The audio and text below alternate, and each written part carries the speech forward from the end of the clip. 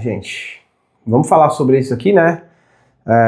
Eu embacei o vídeo porque eu não quero mostrar o rosto da pessoa, porque não faz sentido, é só para vocês entenderem. Ela tá raspando, né, a cabeça, tá tirando o cabelo, e tem um texto escrito aqui assim, ó: primícias não são sobre o que sobra, mas sobre o que custa. Hoje entreguei ao Senhor o que eu mais amava, tudo é dele. Vamos falar sobre isso?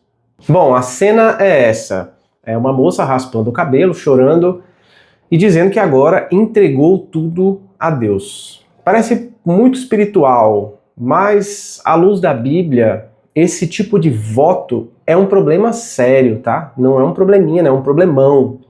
Primeiro, porque ele coloca um peso espiritual, uma importância num gesto que nunca foi ordenado por Deus. Na Bíblia, o único caso em que o cabelo aparece em algum voto é no voto de nazireado, em número 6. E ali o sinal é justamente o contrário, é deixar o cabelo crescer e não raspar o cabelo. Dentro de um ritual específico da antiga aliança, que não tem nada a ver com o que a gente vive hoje. Né? Mesmo nesse caso, não era um atalho, entre aspas, para uma unção maior ou maior proximidade de Deus, mas era um símbolo dentro de um sistema cerimonial que apontava para Cristo e que se cumpriu em Cristo.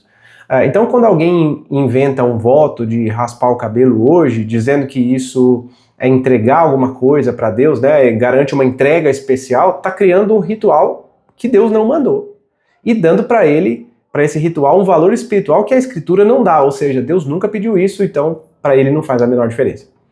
Segundo, que esse tipo de prática esbarra diretamente na suficiência da obra de Cristo. Principalmente a teologia reformada, que é da qual eu sou oriundo, né, insiste que a nossa aceitação diante de Deus é totalmente baseada na vida, na morte e na ressurreição de Jesus, recebidas pela fé e não em qualquer sacrifício que a gente possa fazer com o nosso corpo. Então, quando alguém sugere que, agora sim, tá totalmente entregue porque eu raspei o cabelo, a mensagem que você deixa é que o que Cristo não fez é o suficiente, faltava raspar o cabelo para completar para você ser aceito, para você entregar tudo, né? Cristo entregou, mas ele não entregou tudo, faltava o cabelo.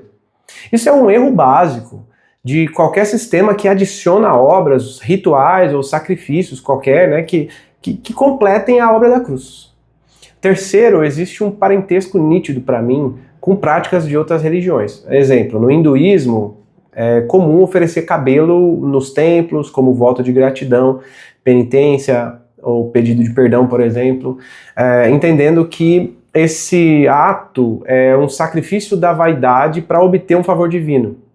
Outra religião, o budismo, por exemplo, raspar a cabeça dos monges e das monjas simboliza a renúncia do mundo, né, das coisas do mundo, e a entrega para um caminho espiritual. Na tradição católica medieval, por exemplo, cortar o cabelo dos monges como pessoas separadas era comum, assim, com um status religioso diferenciado. Quando o meio evangélico copia essa lógica, transforma esse raspar o cabelo no ato de entrega, está importando um esquema ritual, sacrificial, típico de outras religiões e colocando o peso espiritual num gesto físico específico. Outra coisa, isso alimenta uma espiritualidade baseada na performance e no espetáculo. É muito mais fácil você aparecer num vídeo chorando, raspando o cabelo, muito mais fácil fazer isso do que viver diariamente uma vida de arrependimento, estudar as escrituras, obedecer, reconciliar-se com Deus, ter domínio próprio, servir humildemente. Então, assim, a teologia valoriza a santidade naquilo que é do dia a dia, o culto público, a palavra, os sacramentos, a oração, a fidelidade na vocação, o amor ao próximo. Isso sim é o que Deus pede. Quando você exalta um voto dramático desse, como se fosse o ápice da sua entrega, você passa para o povo a ideia de que o verdadeiro espiritual é aquele que é chocante, extraordinário, que é uma coisa visível. Não é a obediência simples às ordens de Deus, perseverante, que é uma coisa que quase ninguém vê. Outra coisa, esse tipo de voto costuma andar lado a lado com legalismo e superstição, assim. Legalismo porque mais cedo ou mais tarde alguém vai medir a espiritualidade de outras pessoas pelos votos que alguém fez. Então, tipo, fulana raspou o cabelo, fulana é forte com Deus. Ciclana não, ela não faz esse tipo de coisa, ela é uma crente fraca. Quer dizer, nada a ver, né? E é superstição, porque se cria uma fé em gestos, em atos proféticos. É como se aquele ato físico específico tivesse poder em si mesmo. Como se ele garantisse uma proteção, uma cura, uma resposta, um lugar especial diante de Deus. Isso não existe.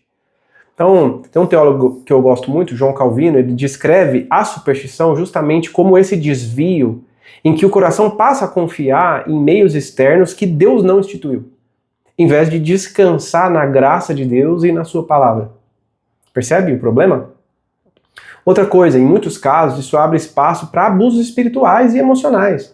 Existem relatos de igrejas que promovem, por exemplo, o voto de Jó, que raspa o cabelo dos adolescentes, cria um ambiente de coação emocional para gestos extremos em nome de Deus. E quando líderes incentivam ou aplaudem esse tipo de coisa, eles colocam pessoas vulneráveis sob a culpa, sob essa pressão espiritual, como se Deus estivesse exigindo delas um sacrifício dramático e pirotécnico.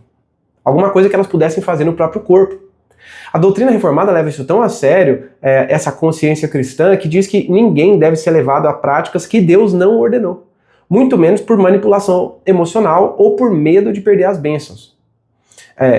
Outra coisa, esse voto desvia o foco da verdadeira mortificação cristã. A Bíblia chama o crente a mortificar o pecado, ou seja, crucificar a carne, negar a si mesmo. Mas isso diz respeito aos desejos do coração, às idolatrias, às rebeldias do coração, e não ao tamanho do cabelo. Então, há quem lute para sacrificar o cabelo e ao mesmo tempo se recuse a cortar o orgulho, por exemplo, a língua que fere, os ressentimentos, a pornografia, a desonestidade, sabe? Então, a verdadeira mortificação para Deus, como entendida espiritualmente à luz da teologia, ela está ligada à obra do Espírito aplicando os efeitos da cruz à nossa vida interior, gerando arrependimento e obediência. Então, o que você diz para alguém que pensa em fazer um voto desse? Vou dizer algumas coisas. Primeiro, Deus não está pedindo o seu cabelo. Ele não vai pedir o seu cabelo. Ele está pedindo o seu coração, a sua fé e a sua obediência. Segundo, você não precisa provar nada para Deus com nenhum gesto dramático externo, porque Cristo já provou na cruz o amor definitivo de Deus por você. Terceiro, se você quer se consagrar, comece por aquilo que Deus ordenou que você fizesse.